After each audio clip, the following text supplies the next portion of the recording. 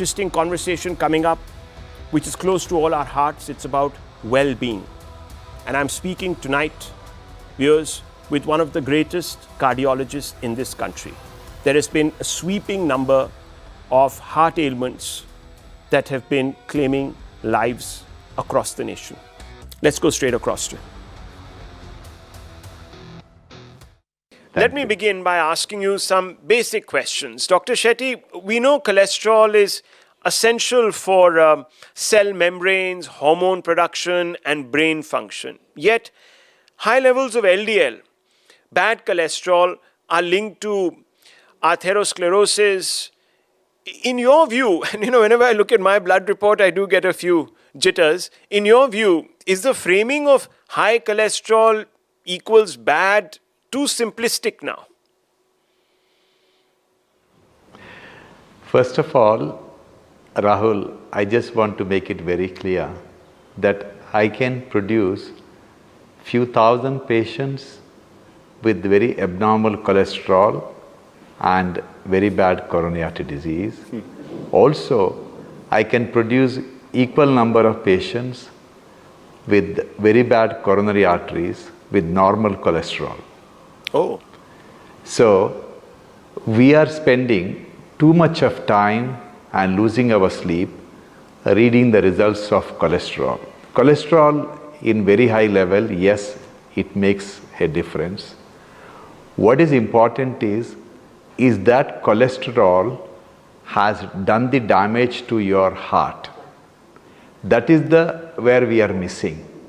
If a patient has slightly elevated cholesterol level and his CT scan of the heart doesn't show any blockages, then there is no point in him losing the sleep over the cholesterol.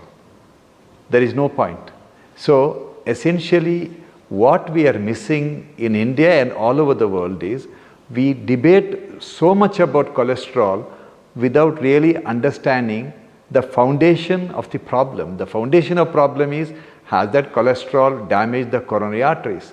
Today we have excellent machines called CT scanners, which is available on every street of India, where people can spend just few seconds and get a picture of their coronary arteries.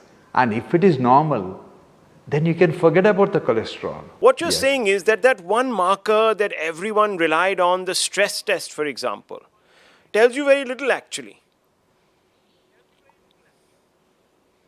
Yes, Rahul, stress test to be positive, the blockage should be more than 70%. Wow. If the blockage is less than 70%, stress test will become negative. When the blockage becomes 70%, you have already lost the battle. You can't reverse it.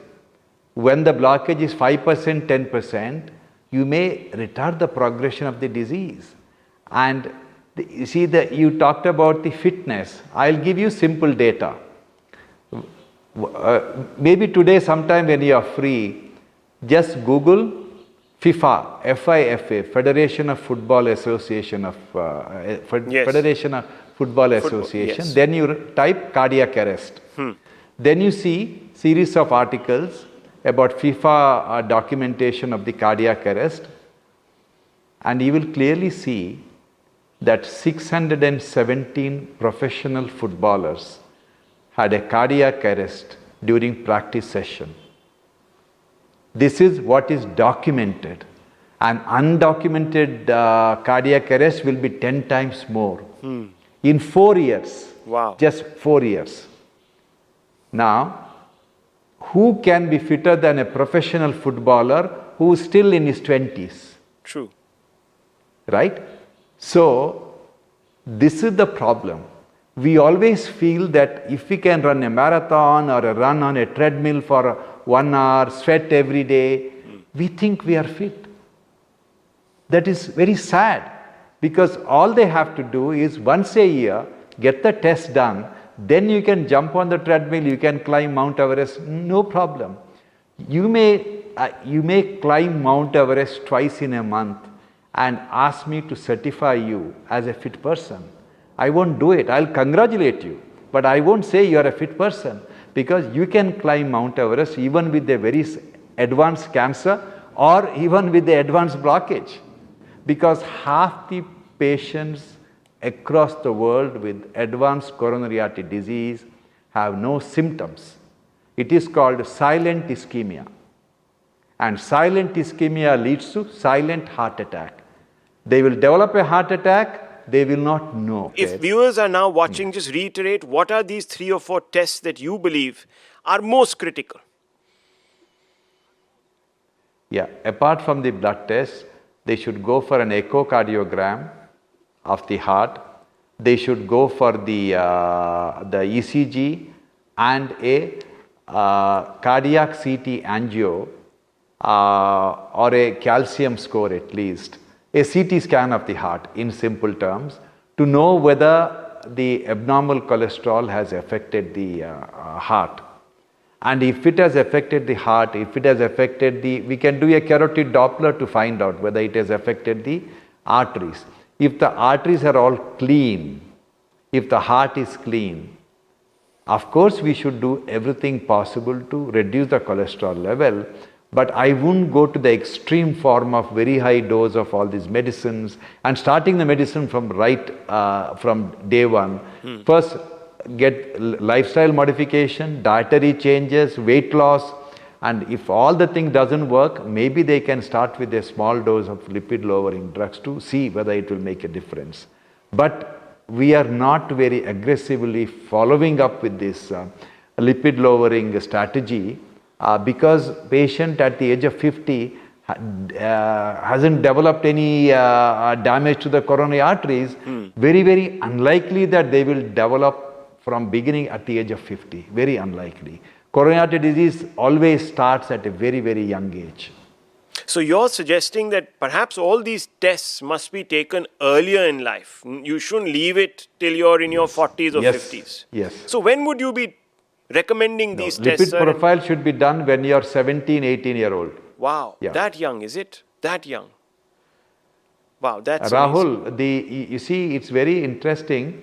Cardiology Society of India, which is relatively conservative body, even they have come up with their guidelines that every Indian child, boy or a girl, at the age of 17 should get the blood profile done for abnormal lipid profile. And if it is, they have to be warned about what can happen if they don't